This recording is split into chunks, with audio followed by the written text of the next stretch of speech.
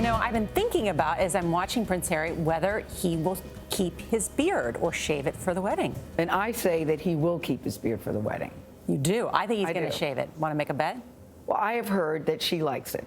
So I'm thinking he's going to keep it. What do you say now, Norah? Well, $100, your favorite charity? 50? I don't know. Well, Let's make it 500. To your favorite charity. Because it's going to charity. Nora, because it's going to charity. Yes. I got 3 children. And all right. It is $500. $500 is okay. That's okay. Yeah, That's all right, because it's on. going to charity. It's on, and I'm going to win, so it's fine. Well, we'll see. We'll see. I would hate to become violent on I'm the out set. of this one, Tina. You see, if I got involved in that, it would be. I'm about to say, why are you sitting there? Yeah. Because you should have. They almost came to blows on Friday. I don't want There's a bridegroom in this story, too. There is. That's true. Buckingham Palace released the first images of Queen Elizabeth's written consent allows Prince Harry and Meghan Markle to get married. The document signed by the Queen features symbols of the couple's background. The golden poppies are the state flower of California. That's where Meghan Markle was born. And the 3 red seashells honor Princess Diana and her family. CBS News contributor Tina Brown is the author of the Diana Chronicles. She has covered 4 royal weddings since Prince Charles married Princess Diana in 1981. What are the 4? They are Charles and Di. Yeah. They are Andrew and Sarah Ferguson. They are Prince Charles and Camilla. Oh, and there are William and Kate. And William. So how does this one stack up to those? I think Tina, what are you looking for? I think it's the most joyful since the marriage of Charles and Diana, which was an absolute joy fest, as you know. Yeah. But this one has so much sort of modern appeal to it that I think it has the most relaxed and fun flavor of any of the royal weddings that we've seen. Why do you think that is? Because of Harry or because of Meghan's background? Well, for a start, Prince Harry really is now the most popular member of the royal family after the Queen. Just an Ipsos poll just said he is the most popular after the Queen. So people adore Harry because he's so authentic.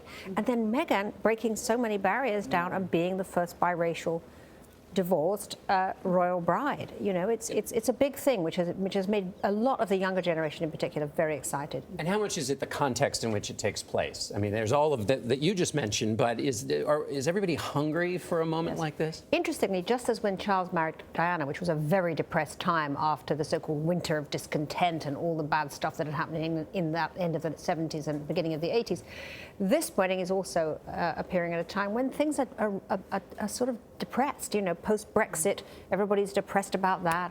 You know, nobody much likes the current president of the United States, and that keeps on impeding. You know, people are in a bad mood, actually, in the UK right now. And so this couple represents everything people can celebrate. Talk about Meghan Markle's parents and the role that they will have in the wedding. Well, I think it's great that Meghan has decided to travel in the royal coach to the wedding with her mother because they're very, very close.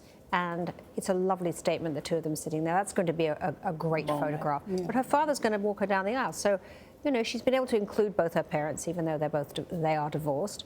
And that, I think, is a lovely way. That she has a great way, Meghan, it seems, of being able to figure out how to include everybody, which, except for her half-sisters. Yeah, I was going to say, it's very small on the family side for her. All we're hearing right now is just her mom and her dad. Yeah, well, I think she has had a fairly isolated sort of family life because she didn't really get on great with her half-sister and brother.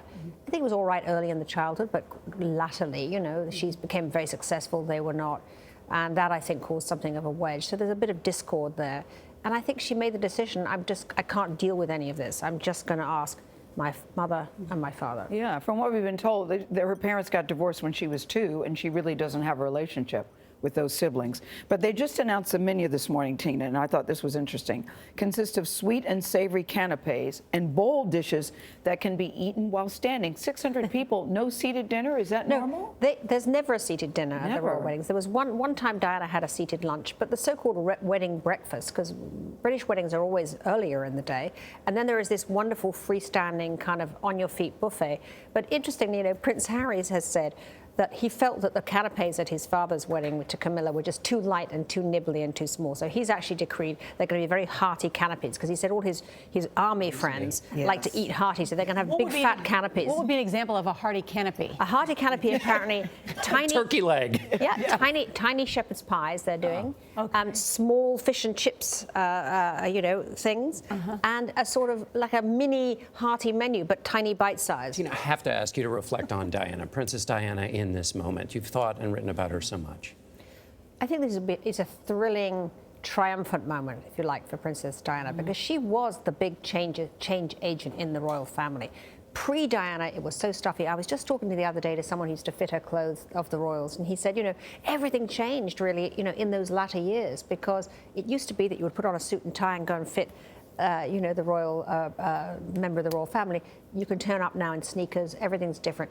So it's a real change in style, but also she would have loved the inclusiveness of having Harry, A, choose someone he adored. That would be the most important thing, and B, somebody who was such a modern, confident, and humanitarianly instinctive girl. Tina, we have to go, but please weigh in. Harry's beard or no beard? Norah and I have a bet. What do you say? I say if Meghan likes it, it'll stay. If Meghan's kind of been saying, can't you shave that beard? This is the day that he'll please her and take it off. All right, we'll see. Thank you, Tina Brown. Thank you, Tina. We should note that Tina will be with us in London for the wedding itself. I'm so excited about that. It's going to be so much fun. We'll bring you live coverage of the marriage this Saturday, May 19th. Our coverage starts at 4 a.m. Eastern right here on CBS. So Saturday morning, please get up. Please get up.